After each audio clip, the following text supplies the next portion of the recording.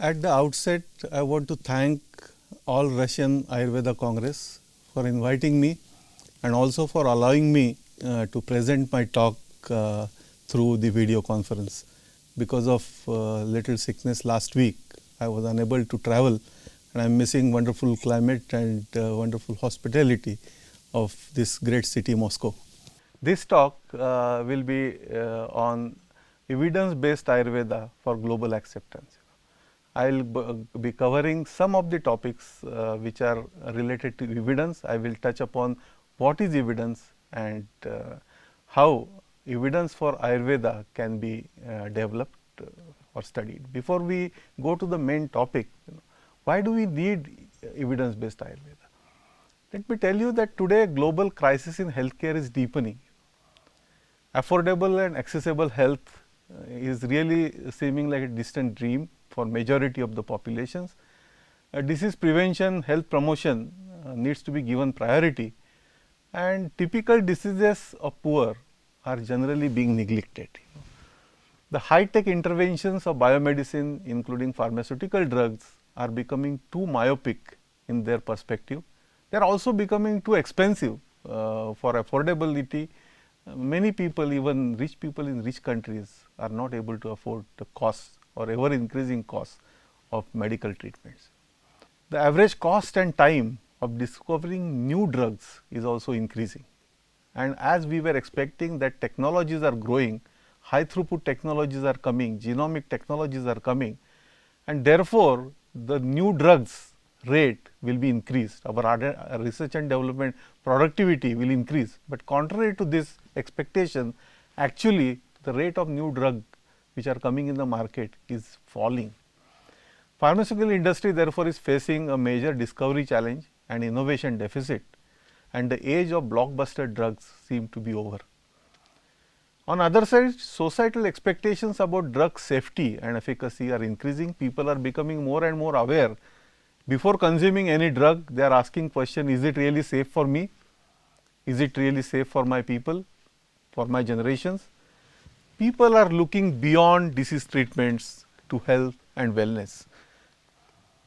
There are many reasons, but some of the possible reasons for this crisis, I think that first of all is confusion between health and medicine. Please see, we talk about health, but in our mind we think of medicine. There has been overemphasis on disease, illness and sickness. The reductionist biomedicine is losing sight of the whole, because this is not a mathematical equation. Our body is not mathematics.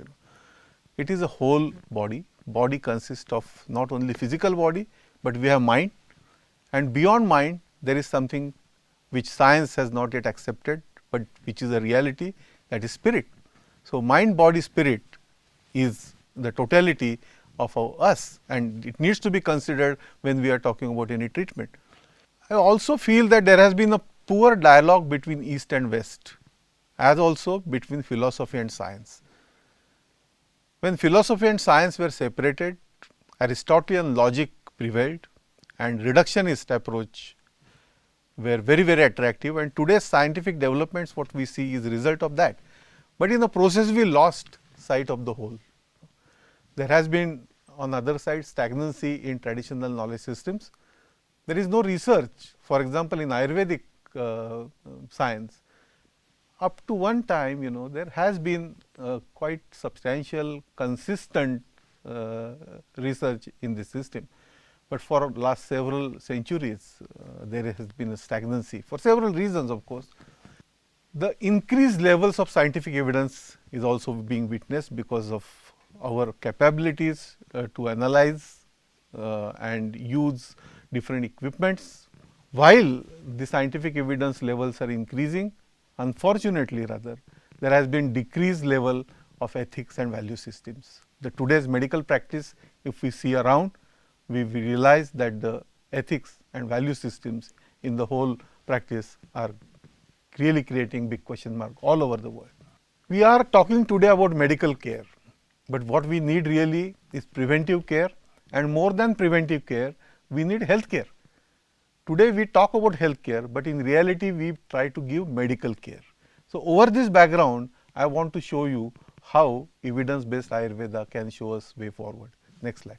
I feel that there is global crisis, but this global crisis is opening an opportunity for ancient systems like Ayurveda, because if we want to really achieve this, or if we want to say that Ayurveda can really address this present global crisis and can provide better health care to people, we need to go beyond past glory and self pride based approach.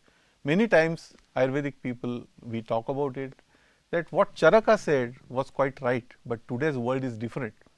And after Charaka, so many things have changed, and we need to continue research, ask questions, and this is really missing today. And that is why the evidence in support of Ayurveda, evidence based medicine and Ayurveda connection is missing. So, we are asking questions whether this is affordable, whether this is available, and whether today's modern medicine is accessible, and if it is not, or if there is need to do something, can Ayurveda show us a way forward, and if we want Ayurveda to show us a way forward, how can we develop necessary scientific research and evidence in support of this Ayurvedic or ancient science of life.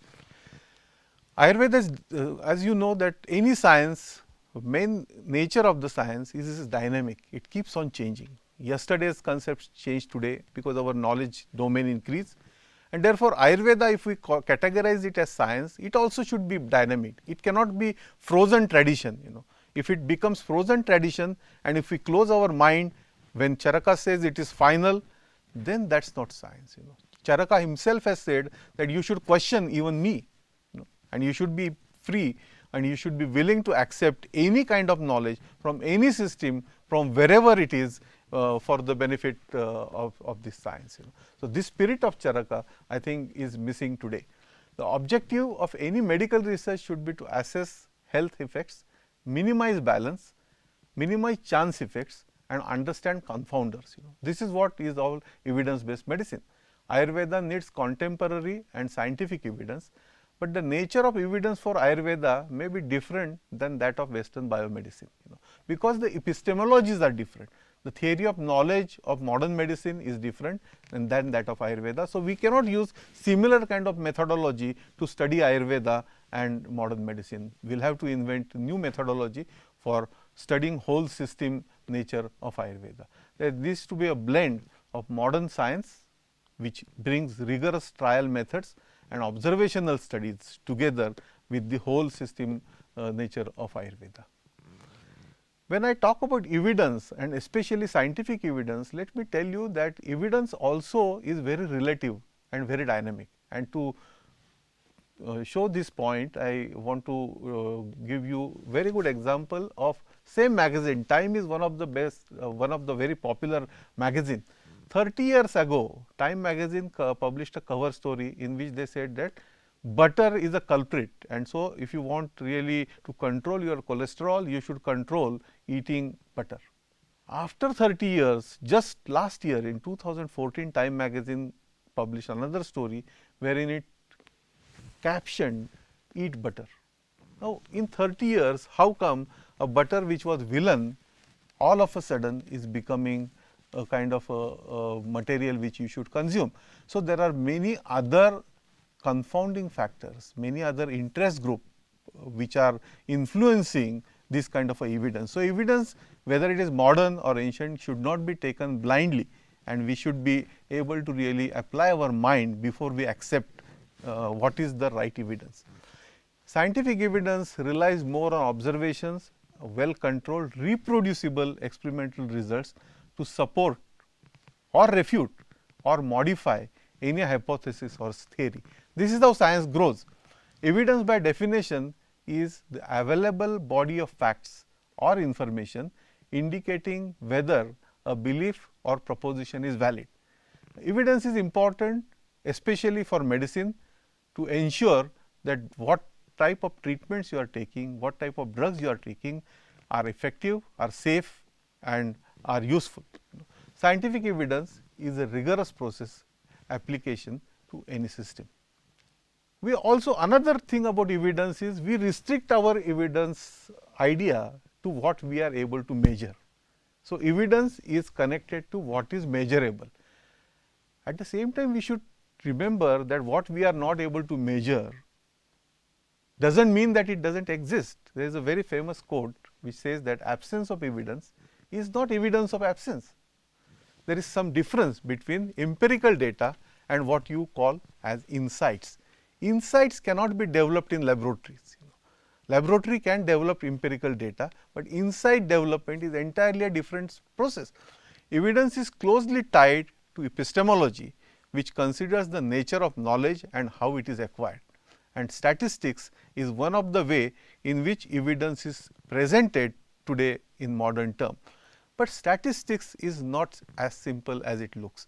Statistics is not just tossing the coin and saying whether it is head or whether it is tail, what is the probability. There is something what is called a subjective probability, and instead of the routine frequentistic approach, which is a classical statistician approach talking about probability and p value, people are saying that the Bayesian approach, which talks about subjective probability, should be used for sciences like Ayurveda. Next slide. There are different levels of evidence. For example, clinical judgment, a flow starts from observation to application of logic, consideration of multiple factors, and considering all what you have understood, analyzing it to reach to some kind of a conclusion. This is how the levels of evidence flow. In Ayurveda, they say that the best kind of evidence comes from apta, and they define apta in very interesting way. This is a knowledgeable person who is totally unbiased, and dispassionate person. This apta, then pratyaksha, anumana and yukti. These are the different levels of evidence Ayurveda talks about. As against modern science talks about evidence, the top level of the evidence today is considered as randomized controlled clinical trial. We are talking about in medicine.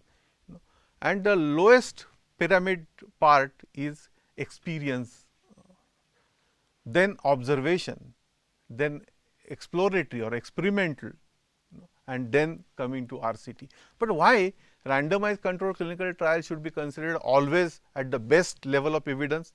Because in Ayurveda, observations are equally important. In clinic, observation, sharp-eyed observation of experienced physician is extremely important evidence. And therefore, we say that this RCT observations and experience are good, but they should not be in a hierarchical way as shown in the pyramidal way. It is still jigsaw puzzle. You can just click what comes first, we really do not know.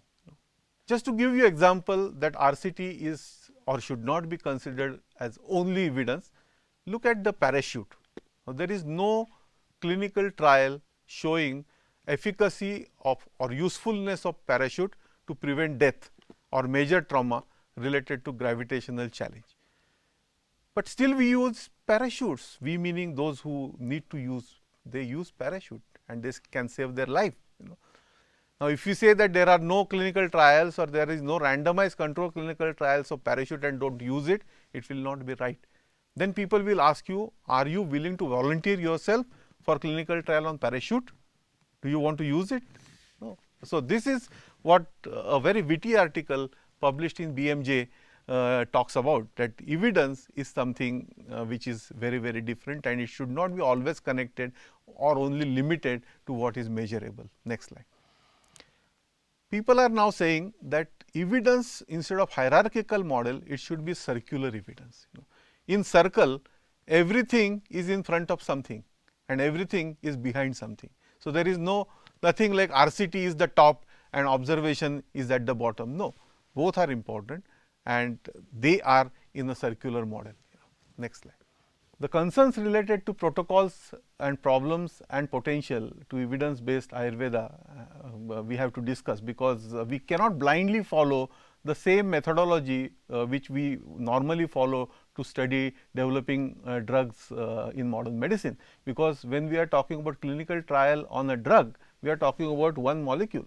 Here In Ayurveda, there is not one molecule. Ayurveda is a holistic system, and so we need a different kind of a study model to create evidence in support of Ayurveda.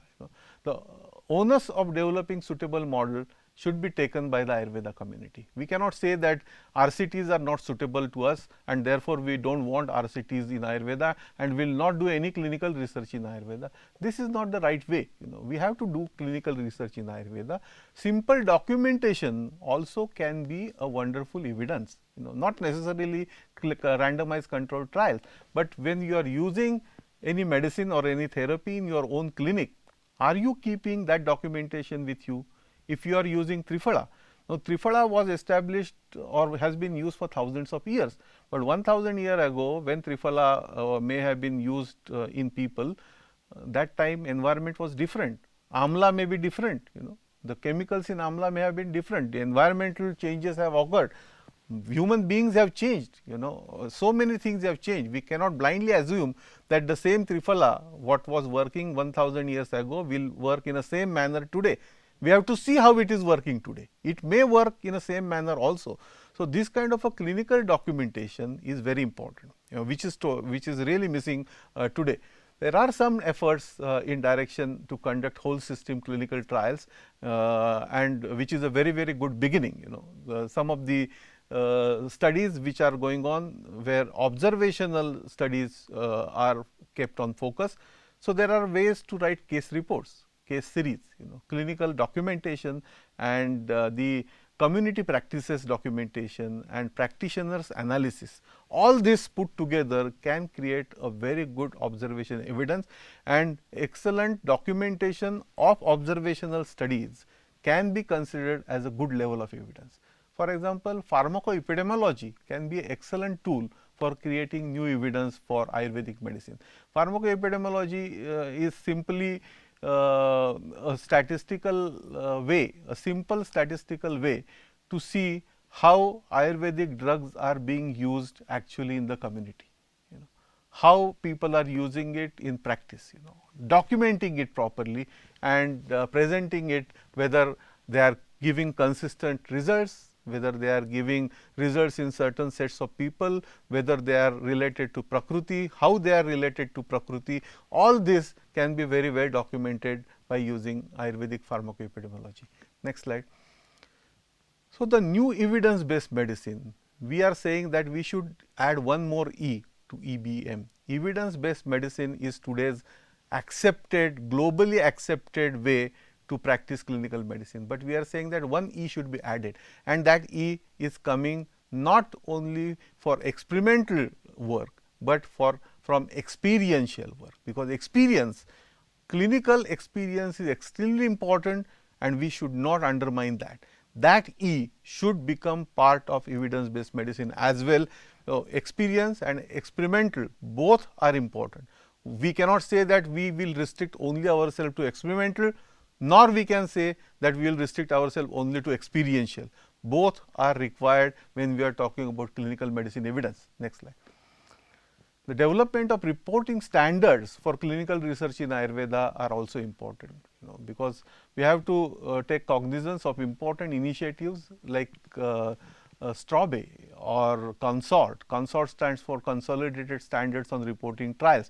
Now, we may not adopt CONSORT blindly, but we should be able to develop best reporting standards based on CONSORT which are suitable for Ayurveda, and I am happy to tell you that such effort is underway through a group of researchers in India, wherein they are looking at three important components which are there for clinical reporting. There has to be honest and accurate reporting with minimized bias. So, ethics, science and transparency, these three things should come together. Now, this slide I am showing you, and this will be my last slide actually, but this is the most important slide for the evidence based Ayurveda. There are certain areas wherein there should be zero tolerance for evidence. We should not ignore those areas at all. under any pretext. For example, good agricultural practices for natural materials. In Ayurveda, if you are using any botanical materials, these botanical materials must be identified correctly. You cannot say that no, this is the traditional material and we do not need to make any studies on them. That is not going to be acceptable if you want global acceptance for these kinds of medicines. So, good agricultural practices including the ethical bioprospecting. You are bioprospecting, you are taking material from nature, you should do that in an ethical form.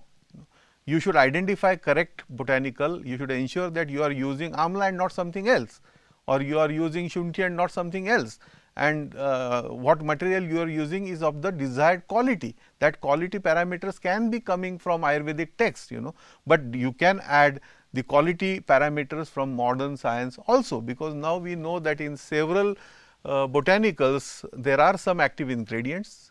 So, we can develop some new methods based on chromatography to show that certain fingerprinting can be developed. It does not mean that you necessarily isolate some chemical compound from that. This is for standardization purpose. So, for standardization of botanical material, there is no excuse, you have to do it. For global acceptance, you will have to do this good agricultural practices and good manufacturing practices. There is no, for example, if you say that no, our Ayurvedic manufacturing is different and we do not follow the good manufacturing practices, the minimum levels of sanitation and hygiene must be maintained. Your every product should be ensured that it is free from any contaminants, it is free from any pathogenic bacteria, it is not consisting of any kind of contamination of pesticides, there are no pesticide residues, there are no heavy metals in that, and this has to be tested and certified. If you want global acceptance for evidence based Ayurveda, this is absolutely necessary. We cannot say or we cannot skip any of these steps. The regulatory compliances, various countries have different kinds of compliances and different kinds of regulations. We have to comply with them, and these are not really necessarily applicable only for Ayurveda, but they are generally for any kind of herbal medicines. And Ayurveda, if you are using any kind of herbal medicine in that, you have to really meet all those regulatory requirements. So, quality control, standardization, ethical bioprospecting, good agricultural practices and systematic documentation of your manufacturing processes. All this is very, very important, whether your drug is Ayurvedic or non-Ayurvedic or herbal or non, this has to be done. So, for evidence based Ayurveda, this must be completed. Second step which you should not ignore is your medicines, you should ensure that they are safe, they are non-toxic, and we should be able to tell that they are effective in some kind of clinical setting. It could be coming through animal studies, safety studies, or simple clinical observations among patients. So, how you do it based on what type of methodologies you use. You can develop your own methodologies and you will be evaluated based on those methodologies you use. But my message here is these things are unavoidable. You just cannot avoid under any pretext that this is the traditional medicine or this has been mentioned in some classic Ayurvedic text. So, this is not applicable to us. No, all this is going to be applicable if we are talking about global acceptance of Ayurveda. So, safety, toxicity, broad mechanism of action, the documentation of clinical efficacy, all this is going to be required. The last thing which is today a little debatable, and I would say that you may not necessarily insist that these things should be there when we are dealing with Ayurvedic medicine, and these are related to the adaptation of methodologies which you use for synthetic compounds. For example, a synthetic compound, you have to go on various steps, for preclinical studies, for clinical studies, phase 1, phase 2, phase 3, phase 4, clinical trials, all that you will have to do when you are developing a new drug. But because Ayurvedic drugs are actually being consumed by people for years together, basic level of safety is known. As I told you, documentation has to be done of that safety, but basic safety levels are known. And so, you need not consider them as totally new entity, and there some flexibility is possible. So, instead of phase 1, phase 2, phase 3 clinical trials, what we call it as reverse pharmacology approach can be adopted. Reverse pharmacology approach is taking the medicines which are actually used by Ayurvedic community, taking them back to the laboratory and studying them, what they contain, how they act, and whether they are safe, and creating that kind of a safety data. So, in normal drug development, we travel from mice to men, meaning we start experimenting on animals and then we last take it on human beings. But here in reverse pharmacology, because already people are consuming it, we are taking it from people and taking them to mice to study how they are actually working. So, this reverse pharmacology approach is acceptable, as one of the new methodological development for creating evidence based Ayurveda, but these good agricultural practices, good manufacturing practices, good laboratory and good clinical practices, are absolutely mandatory if we are talking about evidence based Ayurveda. Next, this I have just used it as a separation slide of systems Ayurveda, which I have explained in my earlier talk. I will not repeat it. Next slide. This journal also I have explained, so I will not spend time on that. Next slide. Thank you All Russia Ayurveda Congress for giving me this important subject of evidence based Ayurveda for global acceptance, and I am sure if we follow certain principles, and if we ensure the certain safety and efficacy of Ayurvedic medicines. Ayurvedic medicines are great contributions and they will be playing great role in availability of affordable healthcare solutions to the world. And with this, I would like to really end with scientific publications which have come from our group. This is evidence, finally evidence comes by way of scientific publications, and so I would say that scientific publications from Ayurvedic materials and processes should improve, and that itself will strengthen the evidence based Ayurveda. Thank you.